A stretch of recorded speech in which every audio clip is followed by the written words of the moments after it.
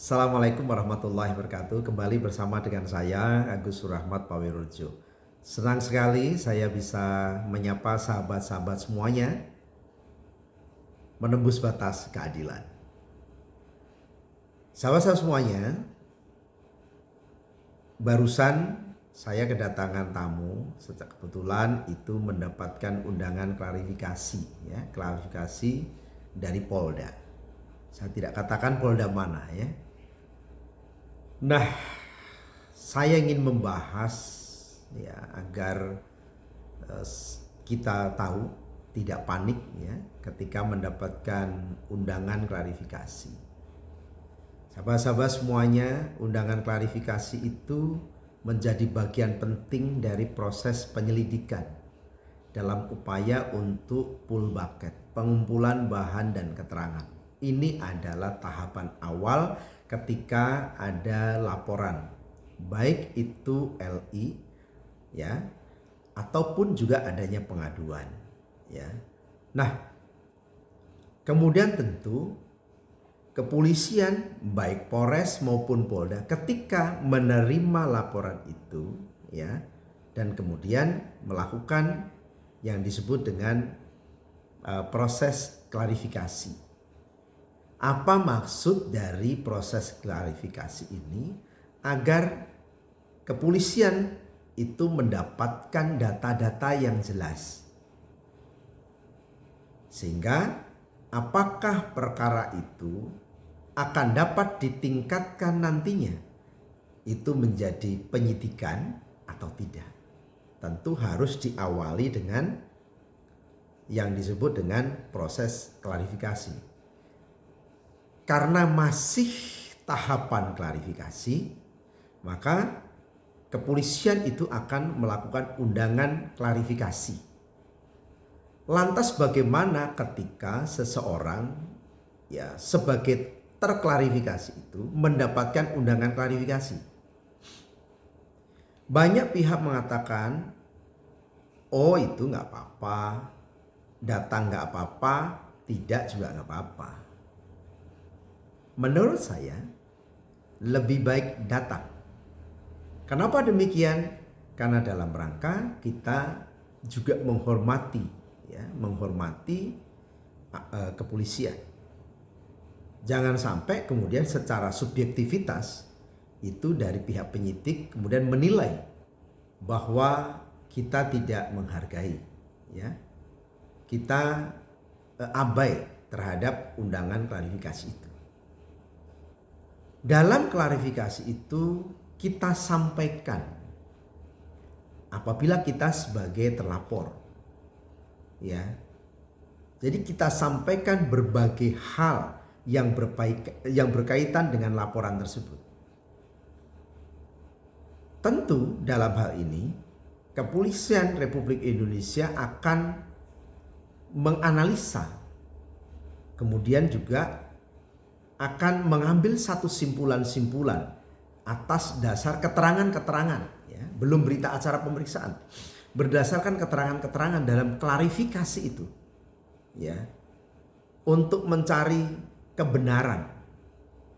Karena jangan sampai nanti ketika sudah masuk kepada penyidikan maka akan ada SPDP, yang tentu ketika SPDP itu harus sudah diketahui oleh kejaksaan.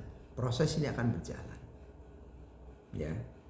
Nah, sahabat-sahabat semuanya, apa yang harus dibawa ketika kita sebagai terlapor? Biasanya dalam undangan klarifikasi itu sudah disebutkan agar kita membawa dokumen-dokumen yang diperlukan. Dokumen apa yang diperlukan adalah dokumen yang berkaitan dengan perkara yang akan dilakukan klarifikasi tersebut. Misalkan contoh ya, ini berkaitan dengan contoh misalkan penipuan atau penggelapan yang dimana dilaporkan itu adalah perusahaan karena adanya misalkan penerbitan PO misalkan. Apa yang dilakukan dan apa yang harus dipersiapkan?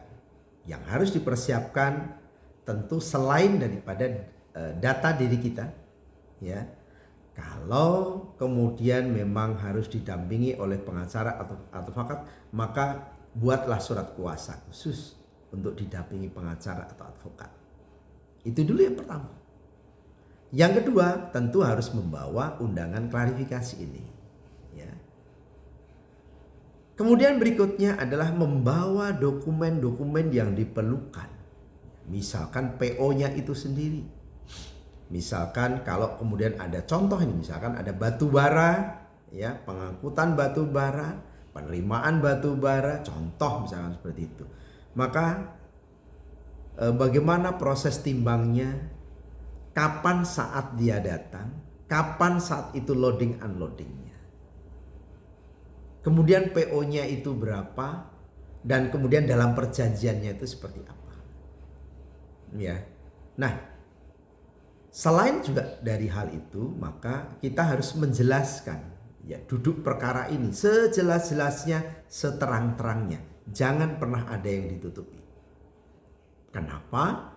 Agar penyidik yang ketika meminta klarifikasi kepada kita itu akan melihat, ya, akan menilai bahwa apa yang kita sampaikan itu mampu untuk menjawab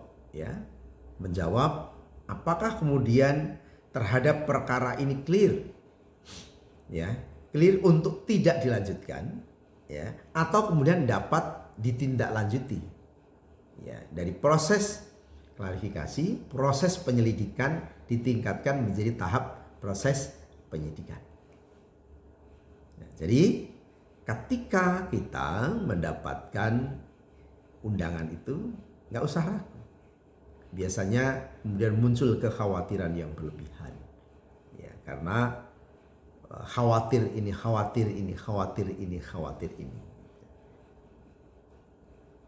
Datang, temui, karena biasanya dari kepolisian, dari undangan itu juga sudah disebutkan untuk ketemu dengan siapa, ya, ketemu dengan penyidik, ya, pembantu penyidik dan sebagainya, dan biasanya di situ dicantumkan nomor HP-nya. Apa maksud dicantumkan nomor HP-nya? Agar ada koordinasi. Misalkan contoh, karena sedang bekerja sehingga tidak bisa sesuai dengan waktu yang ditentukan. Misalkan harus datang jam 9, tetapi bisa hadir misalkan jam 1 atau jam 10 atau jam berapa, ya. Jadi komunikasi ini menjadi penting. Itu saja, ya. Yang terpenting jangan kemudian kita merasa khawatir berlebihan. Kalau kita benar, maka tunjukkan kebenaran itu. Karena kebenaran itu pasti akan mencari jalannya sendiri. Itu saja, terima kasih. Assalamualaikum warahmatullahi wabarakatuh.